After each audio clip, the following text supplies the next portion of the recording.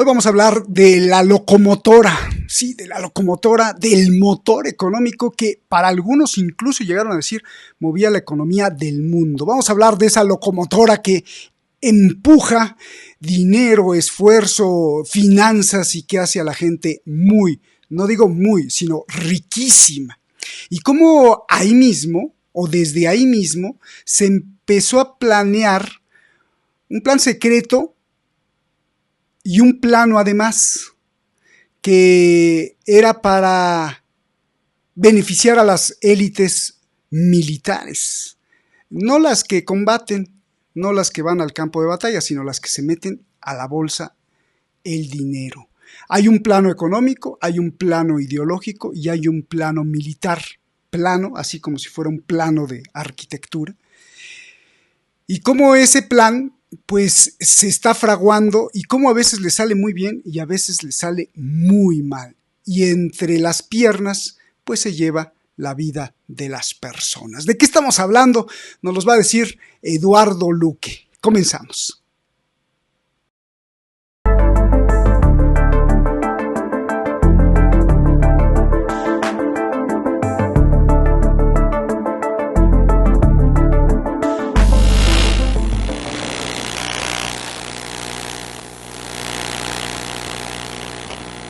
Das ist kein Spiel, liebe Kolleginnen und Kollegen.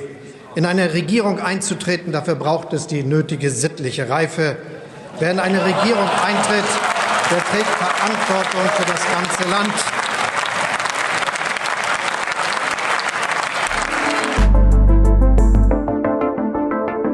Bundestagswahl vorzuziehen, das ist auch mein Ziel. Der trägt Verantwortung für das ganze Land, Verantwortung, die über das eigene Parteiprogramm, die eigenen Wählerinnen und Wähler hinausgeht.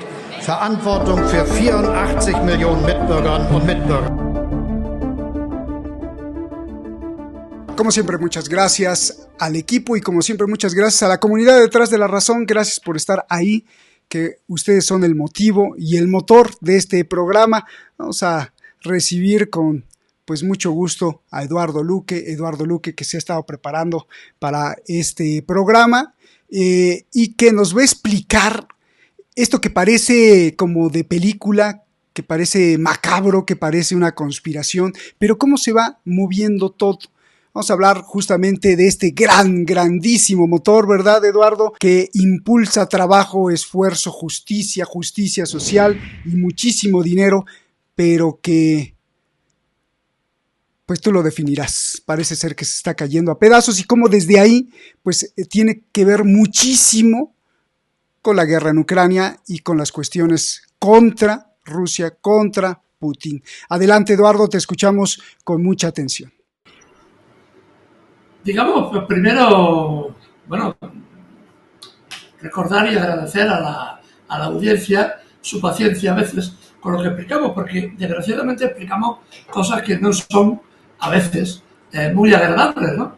Que uno estaría más contento, pues si en lugar de explicar a veces guerras y conflictos, pudiéramos hablar del fútbol o pudiéramos hablar de cualquier otra cosa banal que nos entretuviera. Pero desgraciadamente la realidad nos empuja y no tenemos más remedio que comentarla y analizarla como buenamente podemos, ¿no?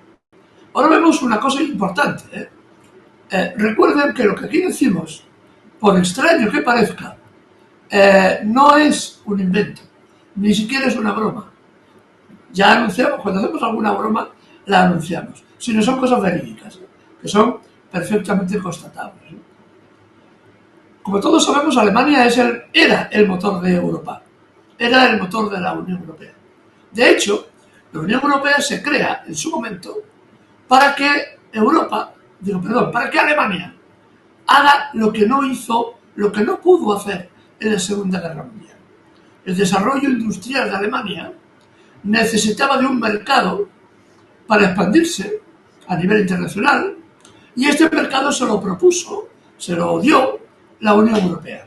Así que se crea la Unión Europea fundamentalmente para beneficiar a la industria alemana. Por eso digo que lo que no pudo hacer el Tercer Reich hasta 1945 lo hizo Alemania con la fundación de la Unión Europea, en la que dominaba Alemania y Alemania imponía los criterios a seguir. Incluso la moneda, el euro, estuvo referenciado al marco alemán. Es decir, la paridad en aquel momento fue 1-1, marco alemán 1 euro, ¿no? Lo cual realmente lo que hacía Alemania era marcar precisamente el devenir económico de la Unión Europea. Por tanto, Alemania era el motor de la Unión Europea. Y digo era, ¿por qué? ¿Qué es lo que está pasando? Pues está pasando cosas gravísimas. Y no es menor la caída del gobierno Scholz en este momento, que ha convocado elecciones para el 22 o 23 de febrero.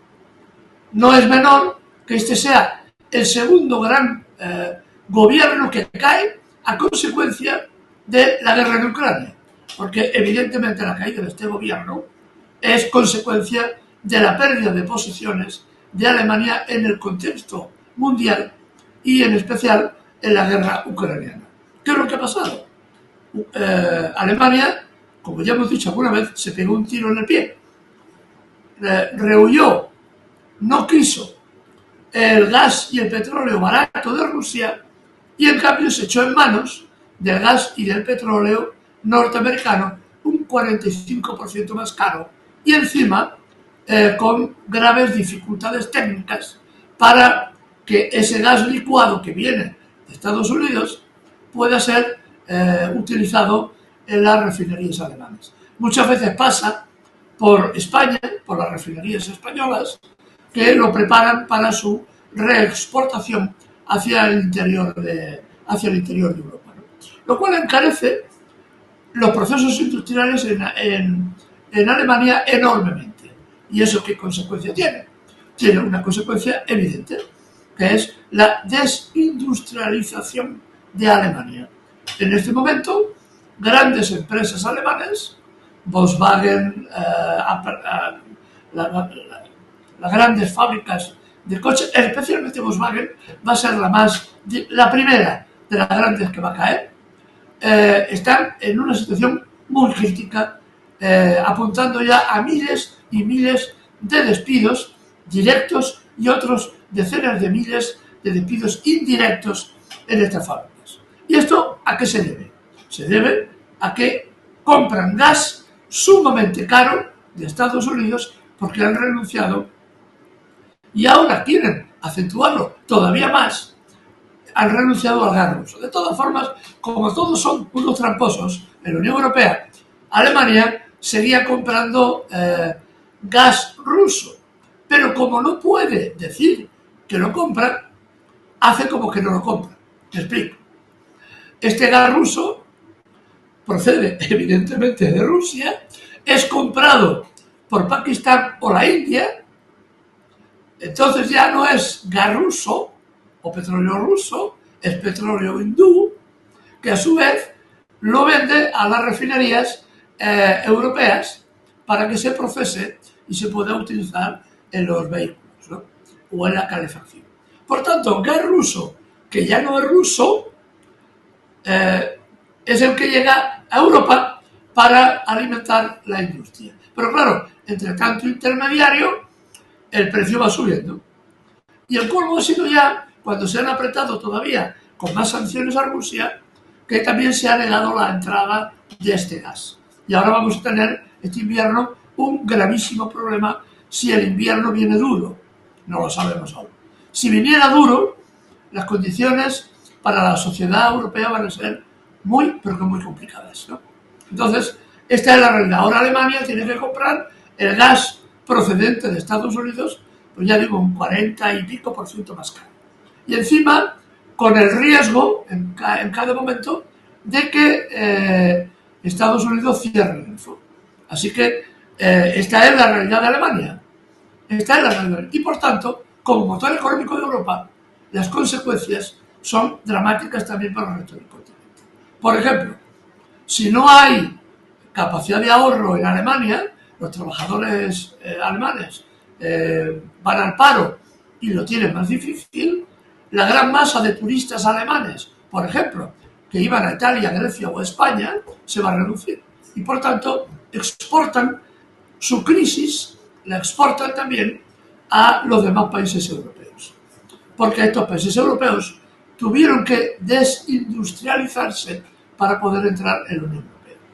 Así que la guerra en Ucrania está provocando la desindustrialización de Alemania.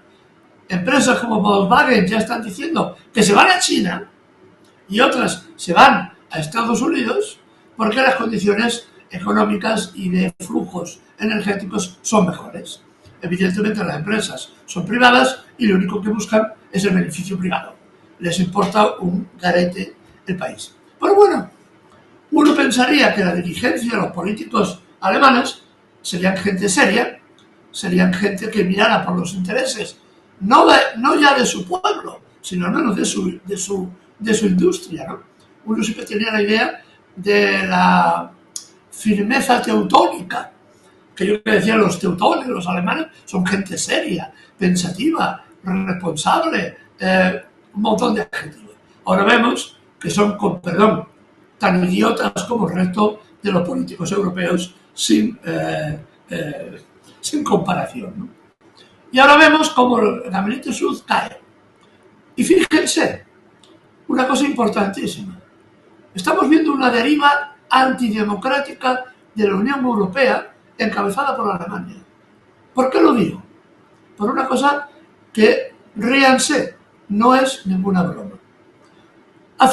Se ha lanzado ya, evidentemente, el día y tiempo para las elecciones anticipadas, porque el gobierno alemán ha caído. Los tres grupos que formaban el gobierno están a matar entre unos y otros y evidentemente ya no hay posibilidad de acuerdo porque no saben qué hacer, ¿no? Pues bien, ahora resulta de que la Junta Electoral, dependiente del Bundestag alemán, del Parlamento alemán, en nombre de su directora general, dice, lo están viendo ahí en el artículo que publicamos en una revista de análisis político, dice esta directora, a lo mejor no podemos hacer elecciones en la fecha prevista porque no hay papel para las papeletas de voto. Inmediatamente ha salido la gran industria papelera alemana diciendo, pero tú estás loca.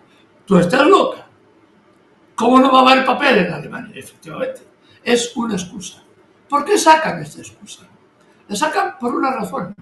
Y ahí viene la relación con la deriva dictatorial que se está desarrollando en la Unión Europea. ¿Por qué viene esto? Hay dos partidos políticos que están comiendo los votos a los partidos tradicionales. Uno es el AfD, que es un partido de extrema derecha, que está ganando elecciones y ganando votos de forma muy importante.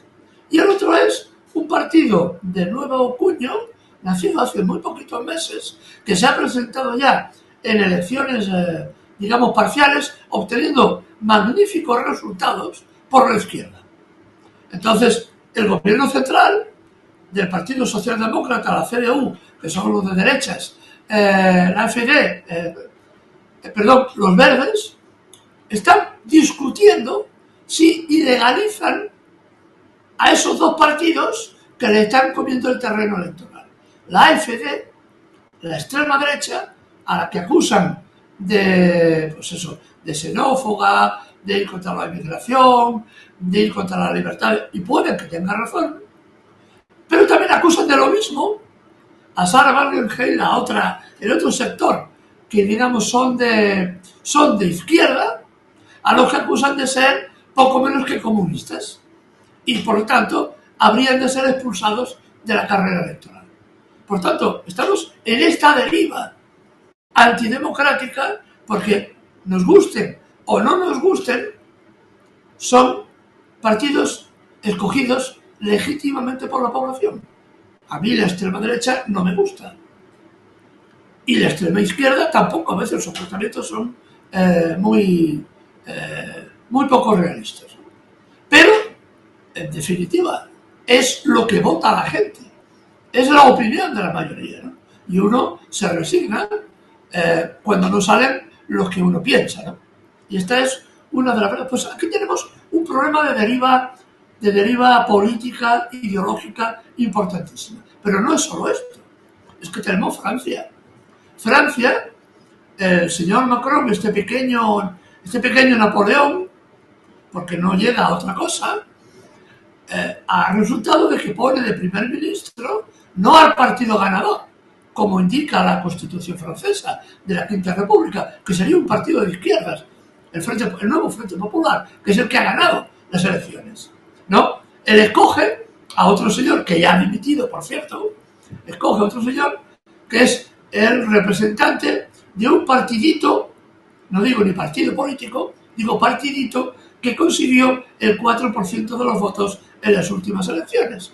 Por tanto, tenemos a un personaje que se salta la Constitución. Y como si no hubiera más, este personaje, el señor Macron, absolutamente fuera de la realidad e ilegítimo desde este punto de vista, se ha ido a Varsovia a negociar con los generales polacos una idea tan descabellada como peligrosa. No se le ocurre otra cosa que hacer público la idea. Él se la quiere autoarrogar con un viento propio de que es necesario enviar 100.000 hombres de la OTAN al interior de Ucrania para el concepto de soldados para la paz. Entrar 100.000 soldados de la OTAN en Ucrania y utilizarlos de tapón para que las tropas rusas no avancen más, ¿no? Esta es la última ocurrencia de este personaje. Pero claro, la realidad se impone. Y aunque esto parezca una insensatez, que lo es, porque sería inmediatamente abrir paso a la guerra mundial de forma clara y definida, este personaje sigue manteniendo este principio. Pero es que aquí están pasando muchas cosas y muy ligadas, ¿no? Al hilo de lo que decíamos de Polonia, hace 4 días, porque las cosas suceden a tal velocidad que realmente no nos da tiempo a explicar una cuando ya tenemos que explicar la siguiente. En Polonia se había producido un hecho muy importante un día o 2 antes de la llegada del señor Macron. Se iban a enterrar 120 cadáveres, 120 ataúdes, procedentes de Ucrania y que se enterraban en cementerios militares polacos con honores militares. Es decir, para que lo entendamos, Polonia reconocía que sus soldados estaban muriendo en el frente de Kursk y que para demostrar el aprecio a esos soldados, que ya no son mercenarios, que son soldados de leva, es decir, a un mercenario no le entierras con honores militares. Eso se hace únicamente a los soldados que son del ejército regular. Pues bien, Polonia reconocía que estos soldados del ejército regular habían muerto enfrentándose a las tropas de la Federación Rusa. Y aquí lo tenemos. Tropas de la OTAN enfrentándose a tropas de la Federación Rusa. Con toda claridad. Esto es un salto importante, un salto cualitativo. Polonia, Winston Churchill, la definía muy gráficamente en su momento, la definió como el chacal de Europa, porque de hecho siempre gran parte de los conflictos europeos, de guerras mundiales y enfrentamientos generales, siempre habían ocurrido en torno a Polonia. A ver, Winston Churchill le tenía mucha manía a los polacos y calificó a este país de esta forma, ¿no?, como el chacal de Europa. Pues bien, esto es lo que ahora mismo tenemos entre manos, ¿no? Tenemos entre manos un gobierno sumamente débil, que el supuesto ganador en estas elecciones sería la CDU, que serían, digamos, los conservadores, y el presidente de los conservadores el otro día se atrevió a decir públicamente que si ganaba las elecciones, el primer día de su victoria, exigiría a Rusia que se desarmaran, porque si no, pam, pam, le iba a pegar a Rusia. Esto fue lo que dijo el cabecilla de la CDU y supuestamente próximo canciller de Alemania, ¿no? Porque no creo que por el lado de la izquierda se consiga la mayoría para derribar las ansias belicistas que ahora tiene Alemania. Alemania, por lo que ahora estamos viendo, no entendió nunca ni se desnazificó. Acabada la guerra mundial. No se desnazificó. Es decir, las estructuras de la burocracia alemana permanecieron en manos de nazis, antiguos nazis. Y por eso, precisamente, Estados Unidos apoyó tantísimo a Alemania porque era el peón que iban a utilizar en caso de conflicto con Rusia. Esto ha evolucionado en estos años, ¿no? Pero el fondo de la cuestión sigue siendo así, ¿no? Hay una parte del funcionariado, incluso de los servicios de inteligencia y militares alemanes, la antigua presidenta, la antigua cancillera, la señora Merkel, la antigua cancillera alemana, tuvo que cortar por lo sano cuando se descubrió que había divisiones del ejército alemán que eran pro-nazis y que hacían ostentación de símbolos nazis, incluso en los cuarteles militares. Esto tuvo que entrar a saco la señora Merkel, pero no parece que consiguiera erradicar ese cáncer, ¿no? Pues esto es lo que venimos señalando hasta ahora. Y Alemania, ahora, en este tránsito, está dudando si continuar con la democracia, esa que dicen que tenemos en Europa, o bien inventarse una democracia para que los que a mí me convengan sigan ganando las elecciones y se siga perpetuando esta situación sin día. A ver, Eduardo, hay varias preguntas. La primera, te voy a hacer varias preguntas, como por ejemplo, si esto que estamos viendo en Alemania, la desaceleración, por ser un poco sutil, pero el desplome prácticamente de su poder, si esto es porque fue un error, porque pues así es la evolución humana, o porque hubo un plan antes, y si este plan en realidad no tiene que ver con los alemanes, sino es con la mira hacia Moscú, hacia el Kremlin. Pero antes de que me contestes esto, muchas personas te podrán decir, Eduardo, bueno, pero si estamos viendo las fotografías, los videos, y algunos que hayan visitado Alemania recientemente te pueden decir, pero yo veo todavía pues riqueza, veo una ciudad muy bonita, veo Mercedes-Benz circulando, veo Audis, veo BMW, BMW, lo que estás diciendo a lo mejor va a pasar, pero dentro de 200 años que Alemania pues ya deje de tener ese poder. ¿Qué contestamos a eso? Porque sí, en las imágenes pues todavía vemos hermosas ciudades, Frankfurt, Berlín, Düsseldorf, Múnich. ¿Es así o esto ya es un maquillaje?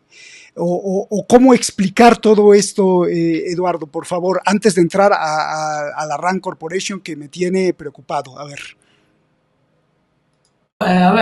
Esto no es un error de los políticos alemanes, lo que está sucediendo ahora. Es un plan sabiamente forjado hace mucho tiempo por parte de Estados Unidos. Aquí ya lo hemos explicado en más de una ocasión.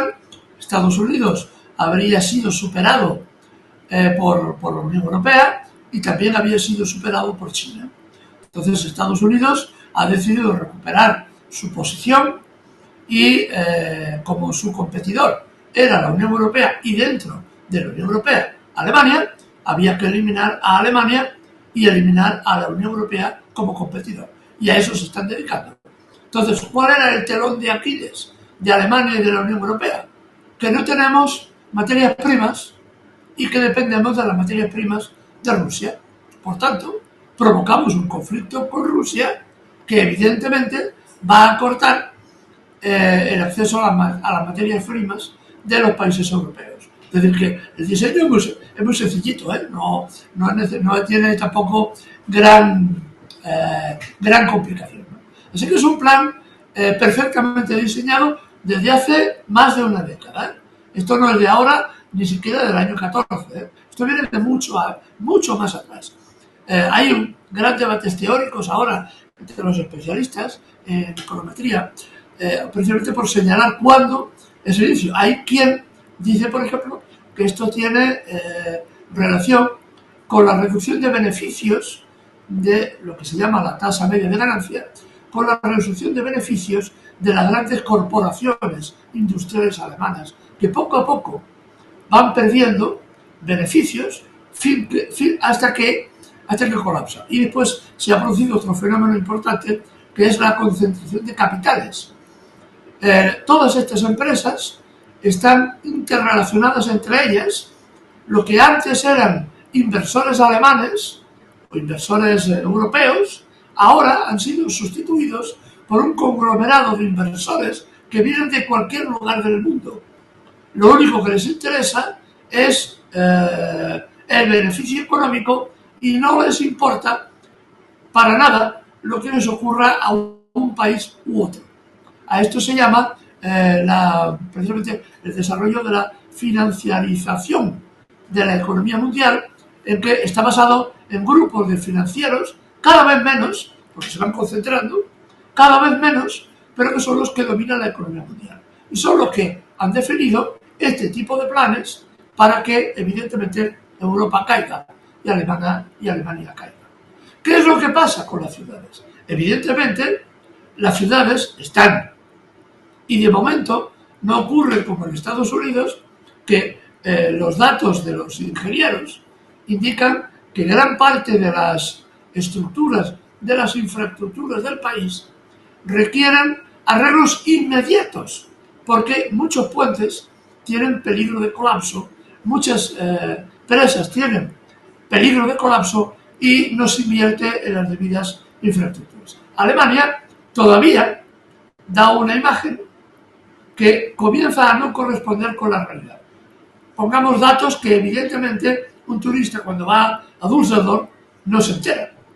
Y es de que gran parte de los pensionistas alemanes, estamos hablando casi más del 50% de los pensionistas, tienen que trabajar aún cobrando la pensión porque la pensión no les da para comer. Y han de seguir trabajando a pesar de tener muchos años. Esto también es un hecho real y objetivo, pero esto no se ve en las ciudades, esto se ve cuando uno escarba, ¿no? Entonces, esta es frente a la realidad, o por ejemplo, que el nivel de destrucción del tejido laboral fijo es de los más altos de Europa. La gente en Alemania, pues como está ocurriendo en España, Francia o en Italia, ya no tiene un trabajo fijo. La rotación de determinados trabajos, pues ahora mismo está situada en torno a 2 años, cada 2 años y pico, exceptuando determinados empleos que son muy detallados, muy extremos. Hay una enorme rotación laboral porque continuamente estás, que te despiden, que te contratan, que te vuelven a contratar, que te vuelven a despedir, ¿no? Y obviamente lo que nadie habla es de que los sueldos también van en detrimento de toda esta relación. Así que todo esto está a punto de explotar. Y no hablamos ya de una década, vamos a hablar de meses. Podremos explicarlo aquí casi en vivo y en directo, porque el colapso de la industria automotriz alemana es evidente. Ahora, por ejemplo, 2 grandes empresas alemanas que quebraron, el automóvil que quebraron, han sido adquiridas por las empresas chinas. Los chinos están ganando la carrera tecnológica y productiva a la Unión Europea. Los automóviles de Volkswagen suelen ser bien un 60-70% más caros que la propuesta de los automóviles chinos que ya se han instalado en Europa, incluso en España. Quieren instalar una macrofábrica de baterías para coche eléctrico, mientras la Unión Europea se ha retrasado. Querían la Unión Europea, con Alemania a la cabeza, que todos dejáramos el coche, el de combustión interna, y que cogiéramos los coches eléctricos, cuando no hay todavía una red eléctrica para alimentar los coches. No lo hay, ni nadie sabe dónde sacar la energía eléctrica para alimentar esos coches que proceden del gas y del petróleo que Alemania ni Europa no reciben. ¿De dónde vamos a sacar la energía eléctrica para alimentar nuestros coches si tenemos que sustituir estos coches por coches eléctricos? Esto es un sinsentido lo que estamos viendo. Pues bien, ahora la Unión Europea, después de haber invertido miles y miles de millones en crear la demanda, ahora tiene que echar marcha atrás y decir, bueno, los coches de combustión, el de gasoil y el de gasolina, pues bueno, los vamos a dejar unos años más y el tope, pues bueno, será el año 35. Esto es el gran fracaso europeo. Como no tenemos suficiente, la señora Ursula von der Leyen el otro día decide que hay que hacer un buen acuerdo comercial con Latinoamérica y se llega al acuerdo de Mercosur. Hacía 20 años que discutían el acuerdo. Y de pronto, de la noche a la mañana, la señora Ursula von der Leyen dice, vale, aceptamos las condiciones latinoamericanas a cambio de que podamos vender coches de la Volkswagen. Me imagino que la Volkswagen, y que conste que es un pensamiento que yo no lo digo, ni lo pongo, digamos que habrá gratificado a algunos miembros de la Comisión Europea para que sean tan generosos. Porque al abrir el acuerdo con Latinoamérica sobre productos agrícolas latinoamericanos, hundimos la agricultura europea, a cambio de poder vender o no unos cuantos coches de la Volkswagen en Latinoamérica. Esto es el marco general de lo que no. Es decir, por lo tanto, las ciudades, todavía aquel que quiera ir a Alemania verá ciudades hermosas, verá, y las verá afortunadamente durante mucho tiempo. Pero las condiciones en las que vive la población van a cambiar, ya están cambiando, ya han cambiado sustancialmente. Y esto no se ve, pero existe. Qué bueno que te pregunté eso porque sí, decíamos, bueno, mira qué hermosas imágenes vemos ahí, las ciudades alemanas y todo muy bonito, pero ya lo explicaste perfectamente, porque una ciudad hermosa no puede existir con desempleados, con salarios malos, con despidos, con paro, con gente que no tiene empleo, que no tiene futuro, y entonces pues las cosas son muy diferentes. Y podrás ver una estatua muy hermosa iluminada en la noche, restaurantes carísimos, pero cada vez la población con menos acceso a ello. Gracias por explicarnos esto. Y entonces la segunda pregunta, que ya la apuntabas, yo te pregunto, ¿cómo es posible que un grupo, pues por no insultarlos, ¿verdad? Un grupo de locos como estos, por ejemplo, pues estén planeando ya desde hace mucho, ahí mira en el mapa y diciendo, mira, este para acá, este para allá. O sea, ¿cómo puede ser posible que unos cuantos tengan en la mano el destino del poder económico de Alemania, en este caso, y no solo de Alemania, sino los destinos de las guerras, de las... explícame bien cómo funciona esto, porque estamos hablando ya en el tema que te preocupaba muchísimo, que es un plan para cambiar ideología, para cambiar estrategia militar, para cambiar la forma económica, y que lo estamos viendo desde Alemania, en este caso, Francia, en este caso, y cómo impacta en la guerra Ucrania-Rusia. Por favor, estoy hablando de la RAND Corporation, tu tema predilecto, diría yo, de esta emisión. Procuraremos un poco simplificarlo, ¿no? Porque ahora están saliendo algunos documentos, sabíamos de la existencia, de este think tank, es decir, es un grupo ellos se llaman de pensadores, ¿no? De intelectuales, de investigadores, ¿no? En realidad es un conjunto, yo me atrevería a decirlo más claramente, de criminales que lo único que planifican es cómo llevar la guerra y el negocio que conlleva la guerra a un país u otro. Entonces, ellos se autodenominan de una forma y como ellos se autodominan, uno también lo puede autodominar, no por lo que ellos dicen, sino por lo que ellos hacen. La Rand Corporation es un think tank, un grupo de pensadores que había planificado exactamente lo que ya está pasando en Siria, en Ucrania, antes del 2019. ¿Por qué lo sabemos? Porque en septiembre, el 5 de septiembre del 2019, este think tank de investigación presentó un documento a la sesión del Congreso de Estados Unidos, donde se ponía negro sobre blanco que había que estresar a Rusia. La palabra que utilizaron fue no estresar, sino, a ver cómo consigo la traducción, como estirar a Rusia, es decir, abrir múltiples frentes para arruinar a Rusia y destruirla, desgajarla. Imaginemos que cada uno tira de un trozo de piel por un lado y acabamos rompiendo el tejido, ¿no? Esto es lo que proponía la Rand Corporation. Y lo proponía fundamentalmente, y lo decían así de clarito, que el objetivo era Ucrania en primer lugar, pero no el único.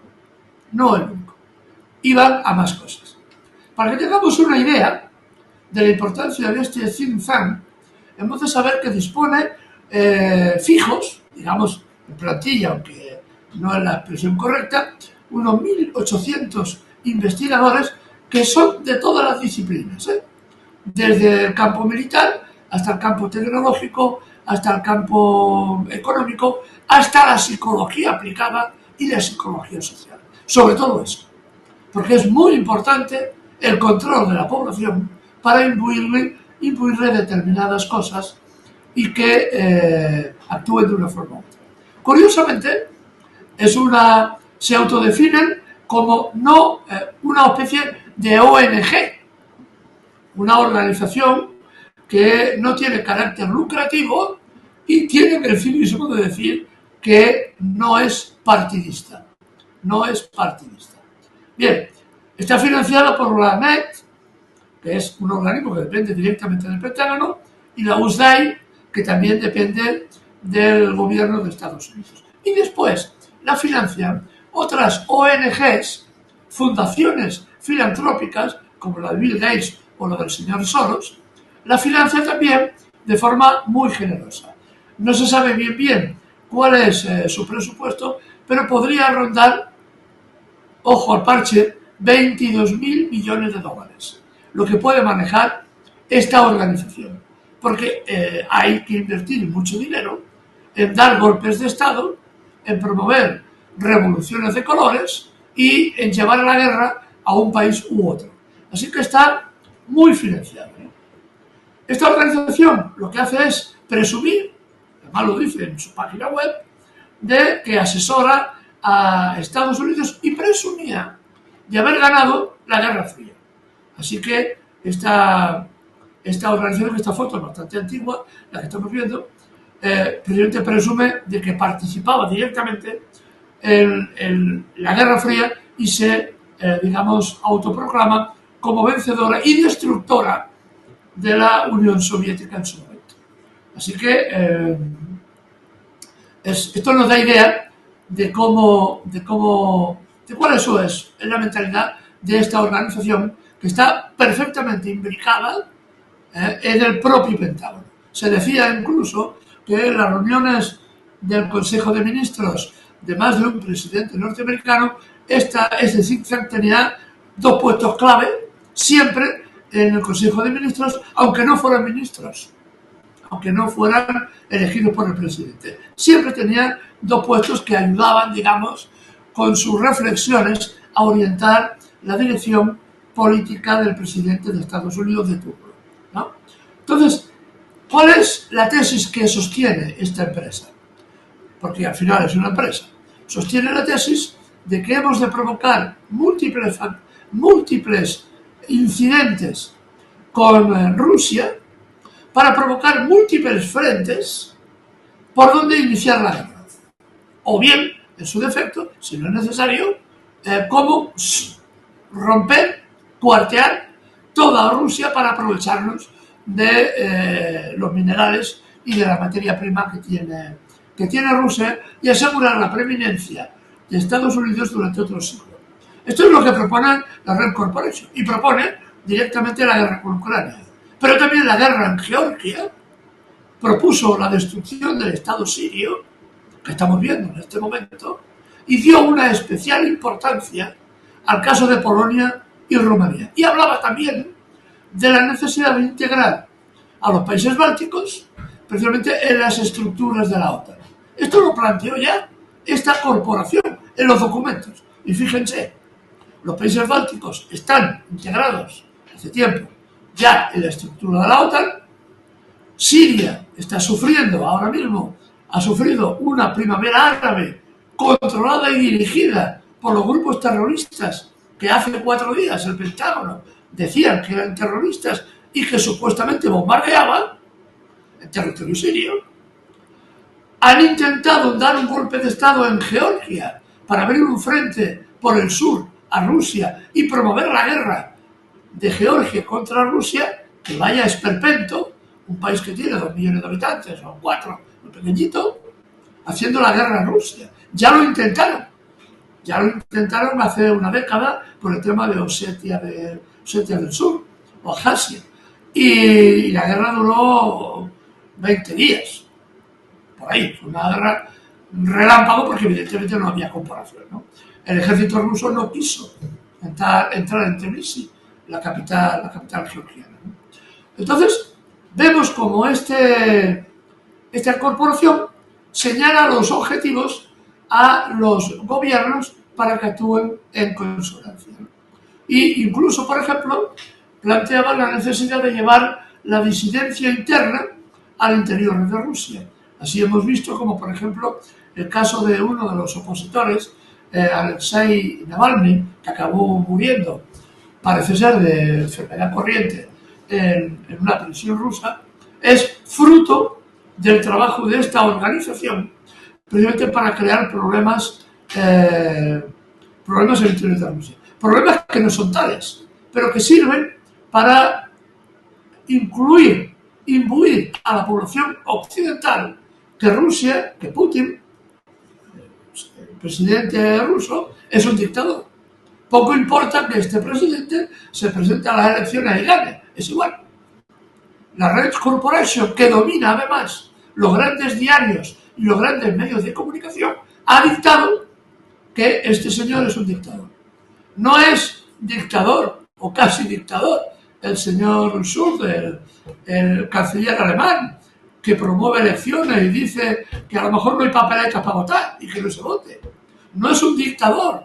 La presidenta de Rumanía, que resulta de que para el referéndum de entrada en la Unión Europea, es decir, en la OTAN, impide que 400.000 votantes moldavos voten porque vivían en Rusia, y aunque tenían derecho a voto, 400.000 no tienen derecho a votar porque solo pusieron 2 urnas para votar. 2 urnas para todos, para aquellas 400. Eso es democracia, eso es permisible. Y cuando algún presidente de gobierno, como el señor Fico, se sale de madre y dice, oiga, yo no quiero ir a la guerra con Ucrania, sale alguien del partido opositor, le descerraja 3 tiros en plena calle e intenta asesinar. Eso es democracia. Para la Red Corporation, eso es la democracia. O la democracia del señor Macron, que elige como primer ministro a quien no puede elegir porque las leyes se lo impiden. Pero retuerce las leyes hasta que sale lo que él quiere, ¿no? Eso es la democracia de esta empresa. Pero lo que es claro es de que su política es una política, sobre todo también en el campo ideológico, para generar en la mente occidental que nuestros enemigos son los rusos. Y añado una cosa que ha pasado el día 12, hace muy poquitos días, ¿no? El nuevo secretario general de la OTAN se llama Mark Rutte. Había sido primer ministro de uno de los países centrales de Europa, de los Países Bajos. Había sido primer ministro, un neoliberal que recortó hasta el aire de respirar, porque todo eran recortes y privatizaciones, y para compensarlo por lo bien que lo había hecho, lo nombran secretario general de la OTAN. Bueno, no habían pasado ni 12 días desde que toma la presidencia, que dice que los pensionistas europeos tienen que reducir sus pensiones porque hay que dar dinero para la guerra en Ucrania. Y lo dice así, con meridiana claridad. Y dice además que ¿qué es eso del estado del bienestar europeo? ¿Qué es eso de que las escuelas sean gratuitas, de que los hospitales sean gratuitos o que haya residencias para mayores? Hay que estrecharse el cinturón, hay que recortar en beneficios sociales porque hay que financiar la guerra. La paradoja es que con las pensiones de los abuelos se pretenden que se compren las armas con las que van a morir sus nietos. Esta es la paradoja que está hablando Mark Rutte. Mark Rutte no es nadie. Es un personaje, un pantapájaros. No manda. Se limita a responder, a reordenar las ideas, a verbalizar lo que le dicen otros. ¿Quién? El general norteamericano que está al frente de la OTAN. Porque recuerden que al frente de la OTAN siempre hay un general norteamericano. No hay un general europeo. Jamás lo ha habido. Jamás. Siempre ha sido un general norteamericano. Los secretarios generales, que son la parte civil, sí que cambian. Hubo unos cuantos, como aquí anunciamos y denunciamos en su día, hubo 7 que eran antiguos generales del ejército nazi. Eso también. Pero después también ha habido personajes civiles, ¿no? Pero estos no tienen ningún valor, porque no toman ningún tipo de decisión. Se limitan a trasladar las ideas que impone Washington a través de sus militares, ¿no? Y esta es un poco la idea, ¿no? Nos han definido, por ejemplo, que Putin es la expresión del mal absoluto. Es el mal. No hay color, no hay gris ni blanco, no, todo es negro. Todo es negro, ¿no? Entonces, claro, esto es la mentalidad que están buscando y preparando a la población europea para la guerra. Y estamos dando pasos agigantados. Hoy mismo, bueno, ayer asesinaban a un alto general ruso en Moscú, el general Kirillov, un personaje de mucho peso en el Estado Mayor ruso. Es imposible que los servicios secretos ucranianos, que han sido devastados por los ataques rusos, tengan capacidad para matar a un general de tal rango en el centro de Moscú. Solo es posible si la CIA ha intervenido y ha dado la inteligencia suficiente para llevar a cabo el atentado. Y esto es ir un poquito más allá, siempre un poquito más allá. Y como veremos y explicaremos más adelante, el sábado, explicaremos cómo se está provocando continuamente a Rusia para que dé el paso necesario y dé una respuesta colosal para que Occidente pueda decir, mirad, comenzaron la guerra mundial ellos, cuando la guerra mundial ya estamos implicados en este momento. Así que esto es lo que se ocupa de la RAND Corporation. Son los grandes teóricos de la guerra, los que definen por dónde van a ir los conflictos. Y definieron muy claramente que para Rusia era un talón de Aquiles la caída de Siria. Y por eso han promovido y han empujado tanto a Turquía como, que es aliado, y ahora está claro, meridianamente claro, aliado estrecho de la OTAN, porque además es miembro de la OTAN, pero los voceros occidentales decían, no, Turquía parece, Erdogan parece que rompe con la OTAN. Mentira, nos ha engañado a todos. Nos ha engañado a todos. Este hombre permanece y pertenece directamente a la OTAN. Pues bien, la Rand Corporation ha trabajado para que Israel siga matando gazatíes, para que Siria se destruya y abrir un frente más a Rusia, y para que en Georgia se abra otro frente más a Rusia. Y también trabajó con otra idea, provocar la guerra entre Corea del Sur y Corea del Norte. Pero lo hablaremos otro día, porque este es otro tema también que es muy importante y que parece que ha pasado desapercibido. Por eso digo, y aquí quiero ya ir simplificando, que la fuerza que tiene este think tank del pensamiento es enorme y hay que leerse con mucho detenimiento lo que promueven, lo que explican o cuáles son sus posturas, porque suelen aplicarse. A veces funcionan y a veces no funcionan. Han funcionado con Siria, pero no están funcionando con el tema de Ucrania, porque vemos como Ucrania pierde cada día más la guerra. Y están intentando desesperadamente llevar los atentados a Moscú para que Moscú, en un rapto de ira, responda de una forma aclaparadora. Y entonces estaríamos hablando de otra cosa completamente diferente.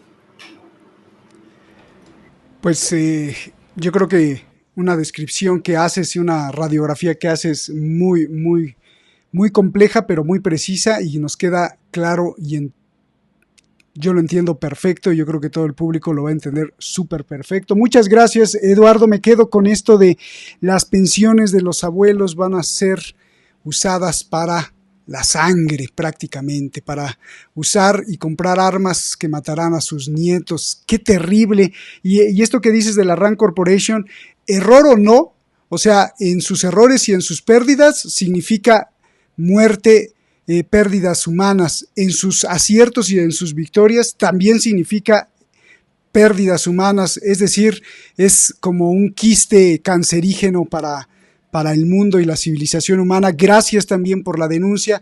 Pues si gustas cerrar, querido Eduardo, tu conclusión, algo que se nos escape y nos vamos, como se dice mucho en las fiestas, la última y nos vamos. Incluso ahí recomendar un poco lo que estamos viendo.